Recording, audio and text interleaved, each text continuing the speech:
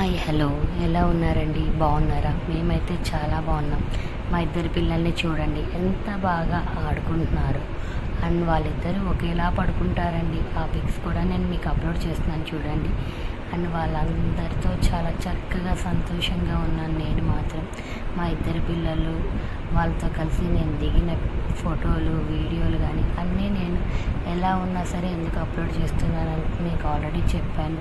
ఇవన్నీ నాకు life long memories అండి. నాకని కాదు, ఎవరికైనా పిల్లలు అనేవాళ్ళు లైఫ్ లాంగ్ మనకు గుర్తుండిపోయేది మన పిల్లల ఫోటోలు మాత్రమే.